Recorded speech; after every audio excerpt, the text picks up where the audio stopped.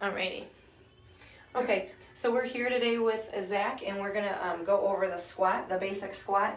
So I'm gonna have Zach just do a few squats so I can make some adjustments while he's doing them here, and we can make some quick pointers. So go ahead and sit down. I'm gonna have you sit down on the bench for me so we can get your squat. All right, so if we look at Zach here, we can see his knees are in what we would call a valgus position, where he can injure his knees. So if we're supposed to look here, if we were to take a straight line down, there's nothing supporting his knee. So what we're gonna wanna do is open at the hip by aligning his knee up with his foot. So now he has a stable foundation, whereas if his knee was here and I was to add any weight, he would buckle at the knee and have some knee and hip problems as a result of that. So we're gonna line up the hips here. One of the things that I like to do in the beginning for teaching us the stability of the hips is I'm gonna put my hands on the outside of Zach's hips here so he can understand where the strength is coming from. I'm gonna have him sit up nice and tall for me so his chest is tall, sucking in his core so he's turning on his own weight belt. I have his legs in a proper position, and now I'm gonna try to close your legs, but don't let me, all right? Use your hips to keep you open for 5, 4, 3, 2, 1. And then you come off of that. Typically, I like you to do that 3 times when you're just learning the squat position so that you understand where the strength is coming from. Because typically, people will spread the feet this way or go way out. Can you even go way out, like your heels? Bring your heels out. Heels?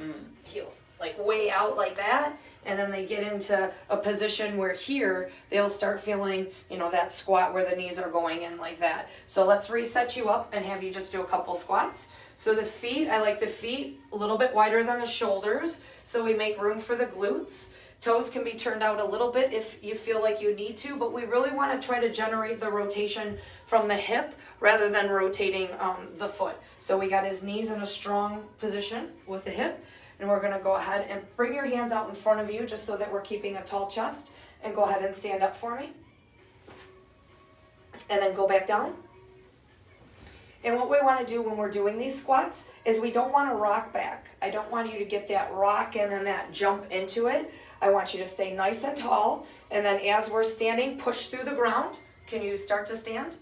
And then extend the knee and the hip at the same time. So we're generating power, tightening the glute and lifting up here at the knee so that those two are opening at the same time. Can you just do 2 more for me?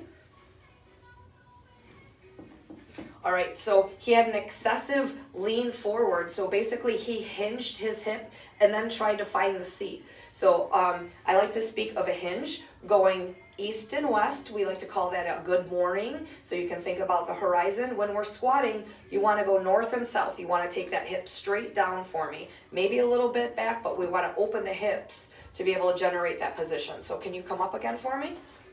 There we go. And then now I'm going to assist him just keeping that chest up a little bit so that he can sit back and down rather than getting into a good morning. He's continuing a squat. And then come on up.